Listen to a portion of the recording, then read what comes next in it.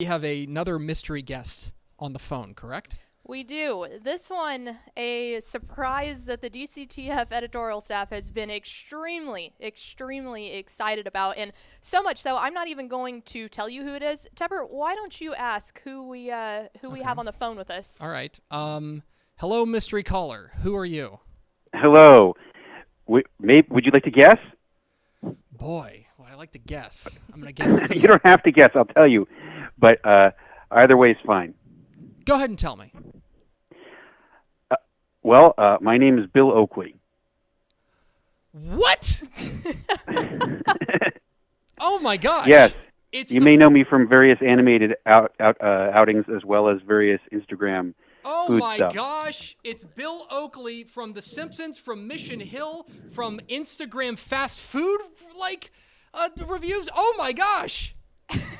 Oh, Mr. Oakley, it is a legitimate honor. This is I'm so glad you're so excited because I don't get that very often, and I'm delighted to be able to keep it a surprise. Well, those people are wrong, and they should be excited to talk to you. Okay. Tepper lives and breathes The Simpsons. I'm going to give him a minute to catch his breath here. Oh my God, but my heart is Mr. racing. Oakley, this is my genuine. heart is racing. Okay. I have so many questions, but I also don't want to go full Chris Farley show on you and just say remember that. Okay. So, I want to start with what I've seen from you lately, which is your fast food reviews. You have some of the most, I would say you have some of the most engaging content on Instagram right now with your fast food reviews. How in the world did you come up with that idea? I guess out of sheer boredom, perhaps. I always have had a lot of strong opinions about fast food, and not just I've actually been branching out during this pandemic because I haven't been going out for as much fast food. I've been doing a lot of home stuff, like making my own homemade Arby's and things. Anyway, I always had strong opinions about this stuff, and eventually I just decided to move it from Twitter onto Instagram, and it kind of took off. Like, I didn't expect anybody to really care, but I think the fact that I was brutally honest about a lot of stuff, and also the fact that the videos are really short, kind of made them popular, I think. Yeah, because, I mean, I think much like fast food, you can consume them very quickly, although, unlike fast food, they do not tend to make me ill. Very good. That's something that I've noticed. Is there something that you've reviewed lately that you would maybe not recommend to the masses? Because generally you're pretty positive about most things, but is there anything that you've reviewed lately that you would not recommend? There hasn't been a lot of exciting new stuff in the fast food world due to the pandemic. So I have not been having a lot of fast food, and I don't have any great things except I just say, as usual, I would caution you to stay away from Burger King, unless you order the Whopper, which in general remains pretty good. I haven't had a lot of real train wreck stuff this year so far. Thank God. Well, that is good. That means you're living right. We're talking with Bill Oakley.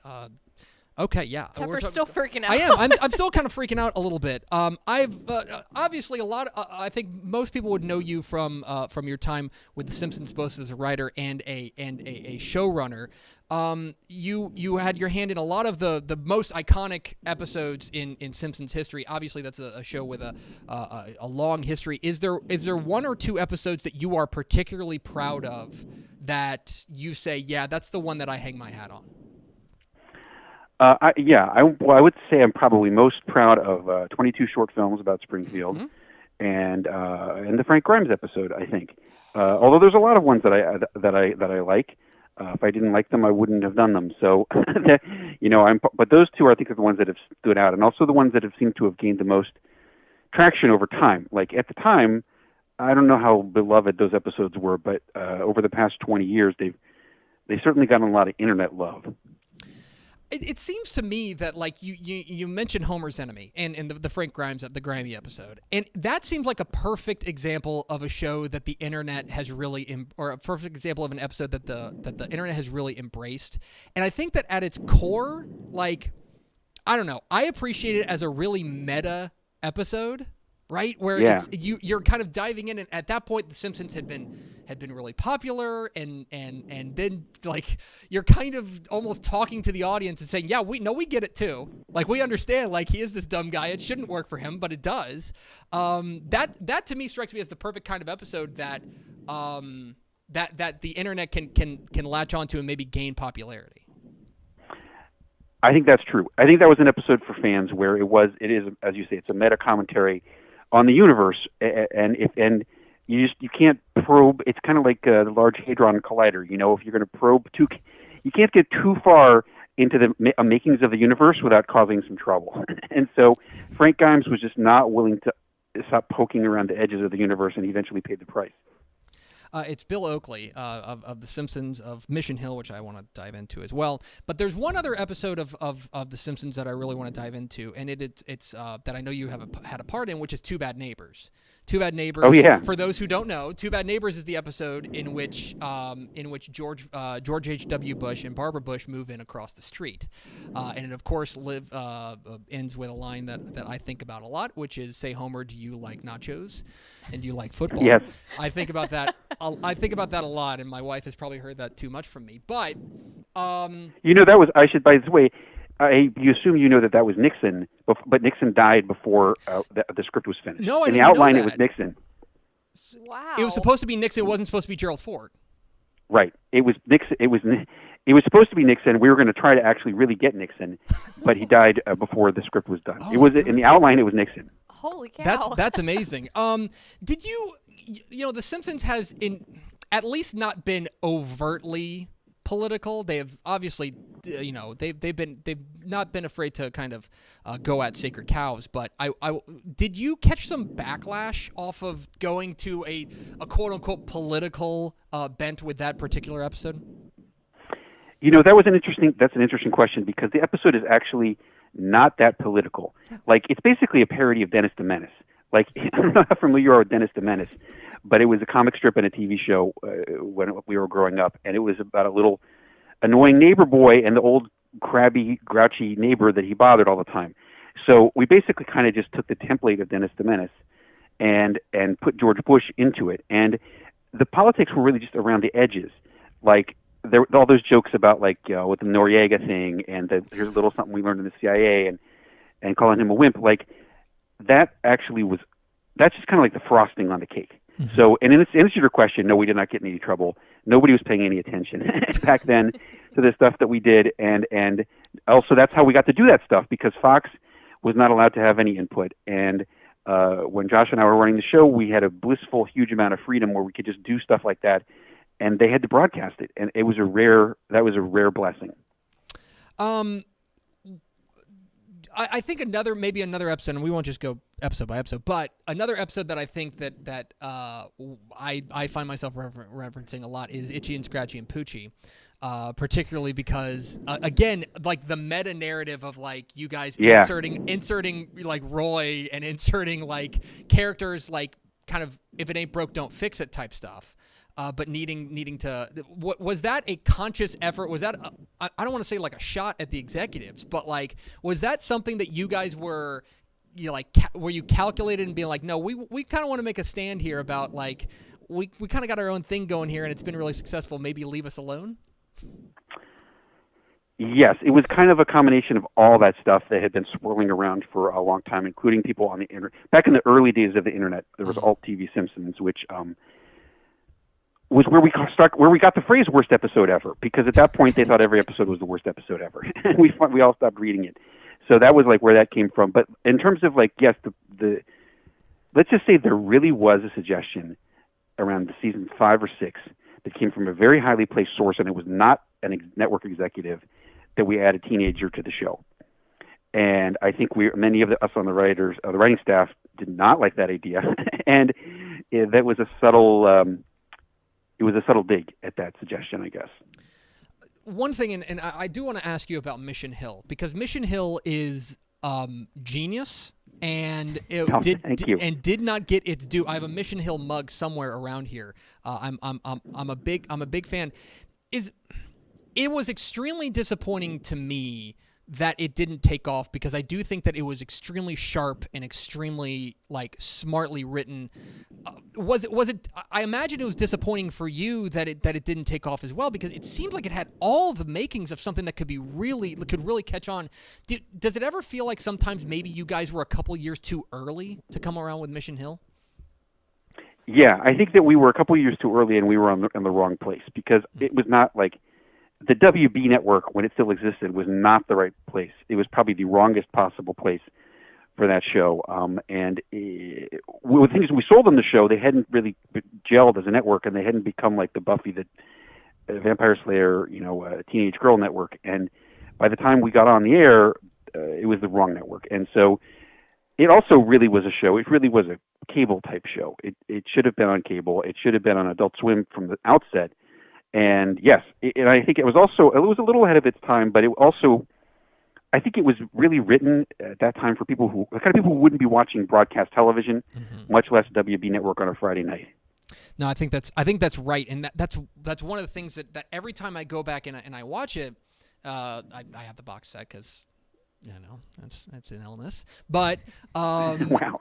I have the box set. And I love every time I go back and watch it. I'm always thinking, like, why didn't this work? And it seems like maybe there were a couple of outside things that were out of your control that I don't want to say conspired against you, but like it almost just like the wrong kind of circumstances for that show to work then. That's exactly right. It was the wrong place, the wrong time, and the wrong show for that thing. And they weren't going to keep throwing money down on Mission Hill when it was not providing the proper ratings for their network, and it was the wrong network to begin with. We're talking with Bill Oakley. I'm interested in what you're doing now. Besides fast food reviews, outstanding, award-winning fast food reviews. You have. I'm reading your. I'm reading your bio. You've been called the Gordon Ramsay of fast food. Besides that, what are you up to these days? Well, perhaps you've heard about the Mission Hill spinoff. Have you heard anything about that on Twitter? Okay, I did, and I thought it was fake. I'll be honest. It is not fake, but I will tell you, it's a long way from becoming reality. But if you are a fan of Mission Hill, Josh and I came up with a show called Gus and Wally, which is about Gus and Wally, but it's still basically Mission Hill, except there's more Gus and Wally than there was in the previous versions, and there's also flashbacks to the old days of Mission Hill. In any case, we're in the process of negotiating the deal for that.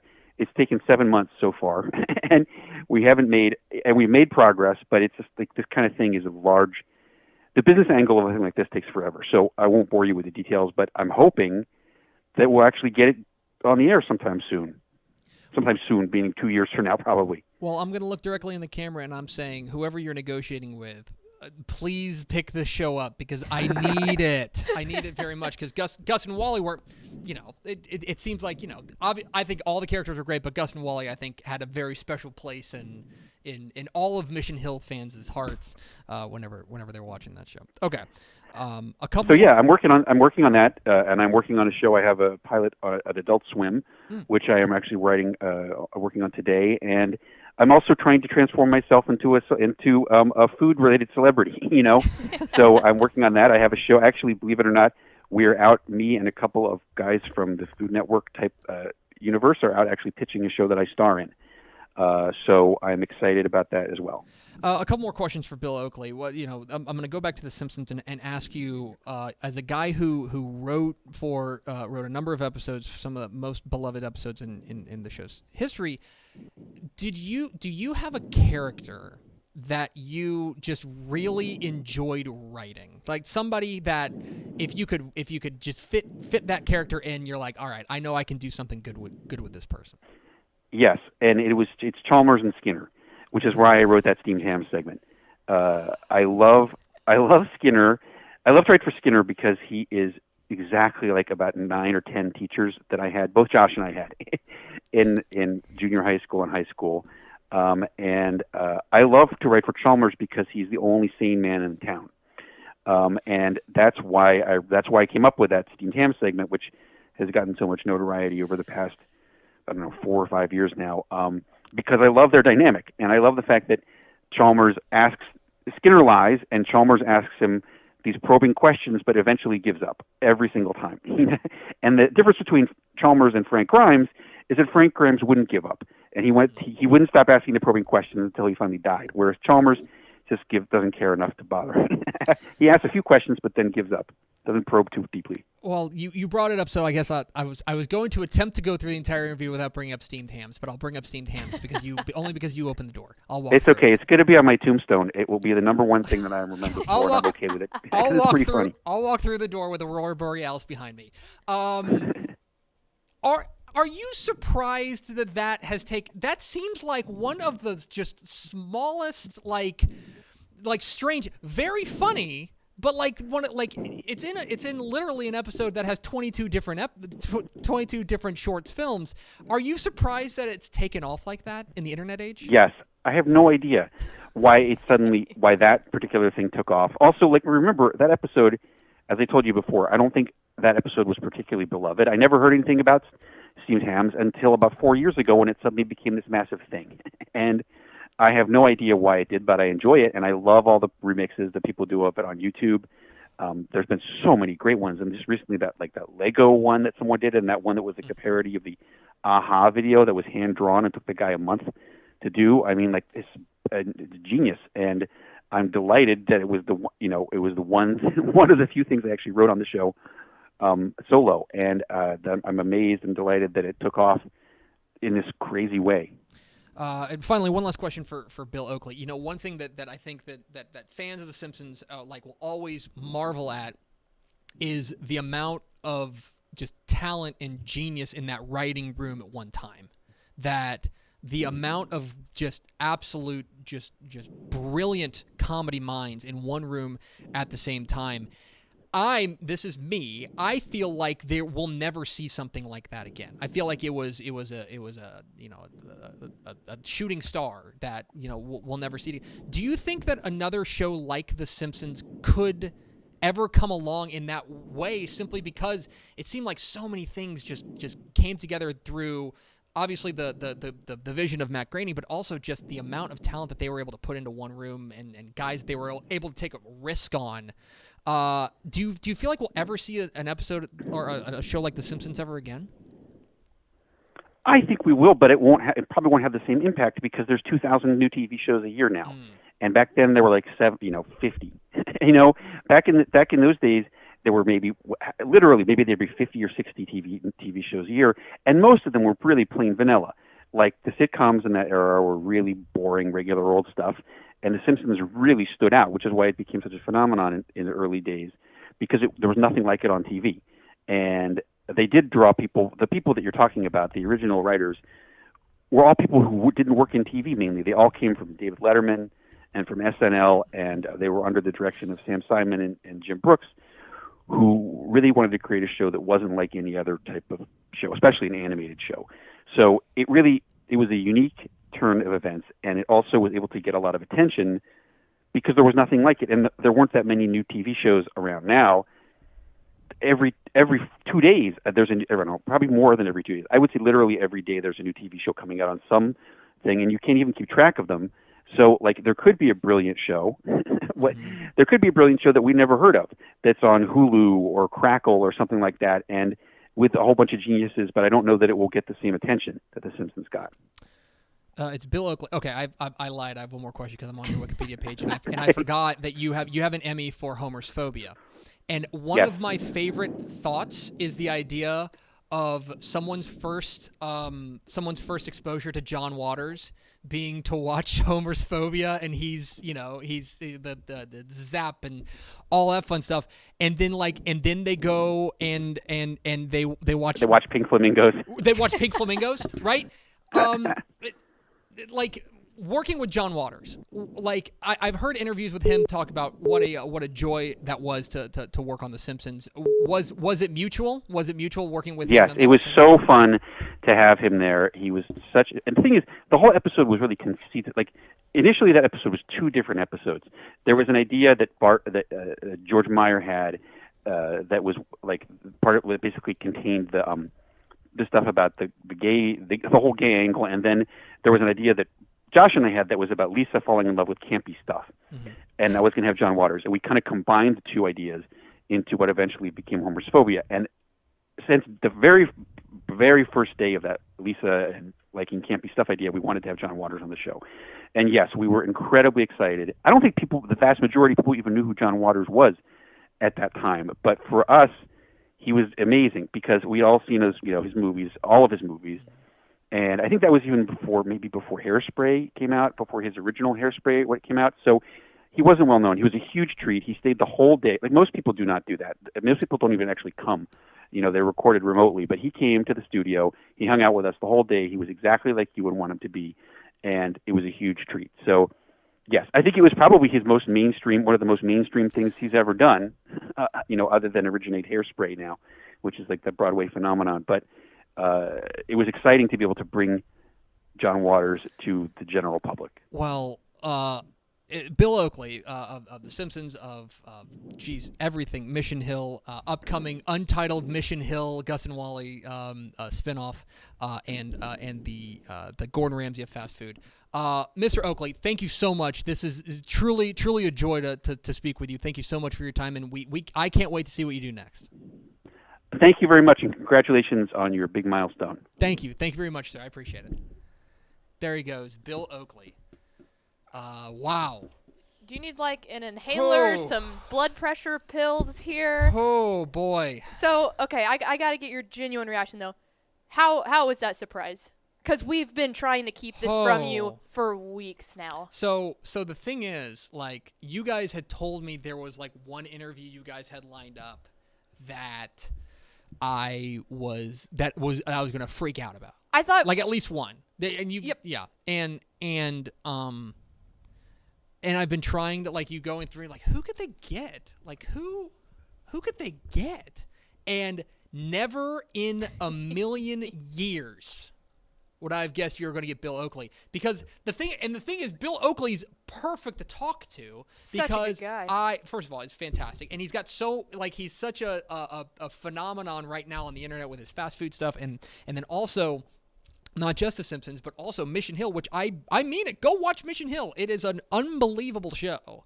That just it didn't get the promotional, in my opinion. It just came along at the wrong time, as he mentioned it. Wow, yeah. So let's. Good job, Ish. I'm gonna peel back the curtain here. Good job, Ish. We Whoa. had something. I think. Who? I honestly. I gotta stand up. I honestly I mentioned something about this. I was like, oh, we should get the voice of Homer or something like that. And then everyone went, Bill, we got to get Bill Oakley. So Ish goes, well, I follow him on Instagram. Let me shoot him a DM and just see. Didn't take very long after that. And Ish goes, holy bleep. Bill's in. We've got Oakley. And so I'm not kidding. Like, I'm just so glad that has happened now and that he answered, because, like, we have been so stinking pumped about that. Everyone in the office knew, and we've wanted to tell you so bad. My heart is beating very fast. That's I know that, like, there's definitely people who are like, what? Like, why? And it's like, you guys just have to, like The Simpsons has just an extremely integral part of my heart, and a guy who was responsible for some of their best stuff. I mean, we didn't even talk about Barb versus Australia. We didn't even talk. I mean, there's a lot of, like, unbelievable episodes that he was not a part of. He did. Who Shot Mr. Burns? Yeah. Like, okay, I gotta calm down. That was awesome. Good. All the guests have been great. That stunned me. And that was the funny thing I had told. And I think it's funny that he began. He's like, oh, well, most people are not that excited to be. I'm like, I'm the guy. I'm really excited to talk to you. We said too. I told the guys, I was like, this is exactly why to peel the curtain back a little bit more. We usually would have started a new segment at 1:45, and I left it as a buffer donations one because I knew that trying to pull you off that interview was going to be nearly impossible. I have. We hope you enjoyed it. Oh, I did. I enjoyed that immensely. Thank you. Thank you to Bill Oakley for joining us, Simpsons showrunner. Oh my gosh, he was in the same room as, like, Conan O'Brien. Yep. Like, when they were putting out heater after heater after heater. And now he's like making Arby's at home. Like, he's living the dream. Anyway, and I read this. I did not know that because I had pulled up his Wikipedia page. I did not know. So his wife Rachel, she's of Mexican heritage, And in the 22 short films about Springfield, she wrote the Bumblebee Man segment, which is a great segment. Anyway. We Okay, do I gotta have calm one order of business to attend to before this segment is done. Would you like me to announce it so you can Yeah, give me a minute. take a break? I'm gonna take a All sip right.